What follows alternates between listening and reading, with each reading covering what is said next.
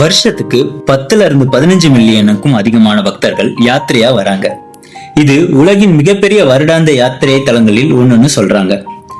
உங்களுக்கு நம்ம எதை பத்தி பேசுறோம்னு கெஸ் பண்ண முடியுதா?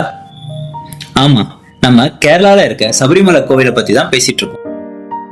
Welcome to our third dimension channel. இன்னைக்கு நம்ம வீடியோல சபரிமலை கோவிலை பத்தி தான் பார்க்க போறோம். நம்ம வியூவர் நிவேதான்றவங்க சபரிமலை கோவிலை பண்ண சொல்லி கமெண்ட் பண்ணியிருந்தாங்க. இன்னும் நிறைய கமெண்ட்ஸ் வந்திருந்தது. ஆனா இப்போ சபரிமலை சீசன் அப்படின்றனால நம்ம அதோட மினியேச்சரை ட்ரை பண்ண போறோம். நம்ம சபரிமலை ஐயப்பன் கோயில் 10,000 வருஷத்துக்கு மேல பழமையானதுன்னு சொல்லிட்டு வரலாறு எல்லாம் சொல்றாங்க.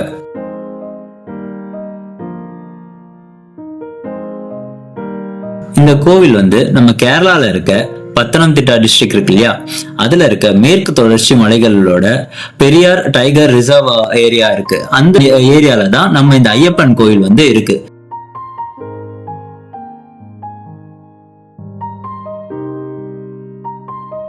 மேற்கு தொடர்ச்சி மலைகளுக்கு மேல இருக்க நம்ம ஐயப்பன் கோயில் நிலப்பரப்புல இருந்து 1535 அடிக்கு மேல இருக்கு.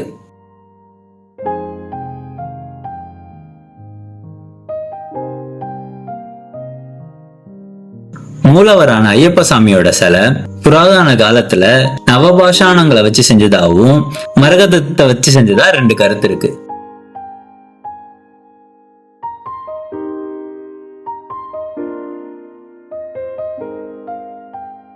ஐயப்ப சாமி சிவனுக்கும் மோகினிக்கும், அதாவது விஷ்ணுவுடைய பெண் அவதாரத்துக்கு பிறந்ததா நம்பப்படுது.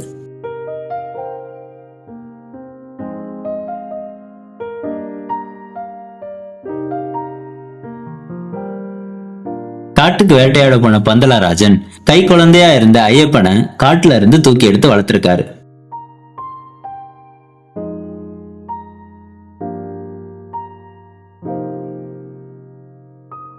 ஐயப்ப சாமி இளவரசரா இருக்கும்போது மகிஷின்ற எருமை முகம் கொண்ட ஒரு அரக்கிய அழிச்சிருக்காரு.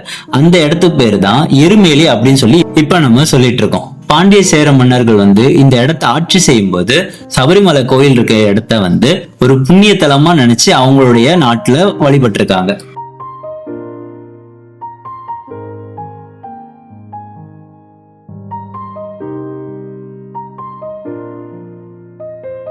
தேர்டீன்த் செஞ்சுரியில தான் கேரள மத்தியமம் அப்படின்ற தமிழ் ஏடுகள்ல இருந்து சபரிமலைன்ற வார்த்தைய முதல்ல எடுத்ததா வரலாறுல சொல்றாங்க.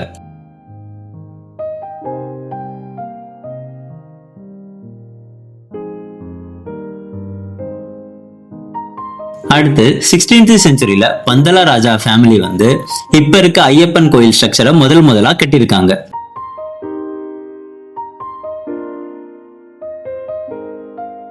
அதுக்கப்புறம் 18th செஞ்சுரியில எருமேலி பேட்டை துள்ளல் அப்படின்ற விஷயம் ஃபேமஸ் ஆகுது. அதுக்கப்புறம் தான் பக்தர்கள் நிறைய பேர் ஐயப்பன் கோயிலுக்கு வர ஆரம்பிக்கிறாங்க.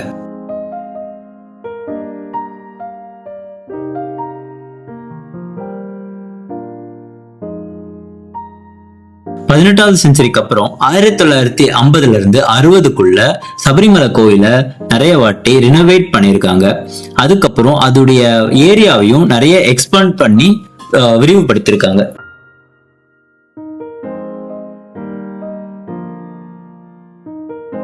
கடைசியா 1980க்கு அப்புறம் கேரளா கவர்மெண்ட் சபரிமலையோடைய அட்மினிஸ்ட்ரேஷனை டேக் ஓவர் பண்ணிக்கிறாங்க. அதை திருவாங்கூர் தேவசம் போர்டு கிட்ட ஒப்படைக்கிறாங்க.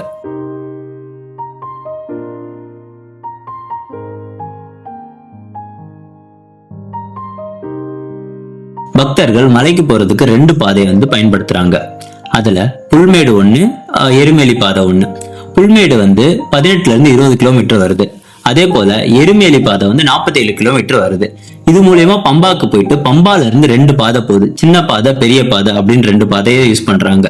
அதுல சின்ன பாதை 5 கிலோமீட்டரும் பெரிய பாதை 12ல இருந்து 14 கிலோமீட்டரும் வருது. ஐயப்பன் கோயில நடக்கிற விசேஷங்கள்லயே மகர சங்கராந்தி விழா தான் ரொம்ப முக்கியமானது. ஏன்னா அன்னைக்குதான் மகர ஜோதி மலை மேல தெரியும். அதை பாக்குறதுக்கு நிறைய பக்தர்கள் ஆச்சரியத்தோடையும் பக்தியோடையும் கடவுளை தரிசிச்சுட்டு போறாங்க.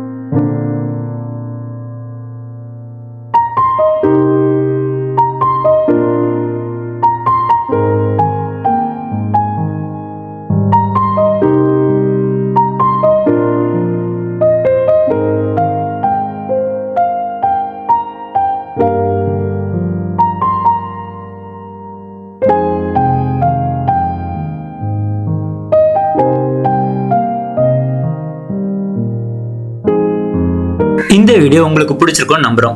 அடுத்து என்ன வீடியோ பண்ணலான்னு கமெண்ட்ல உங்க சஜஷனை சொல்லுங்க.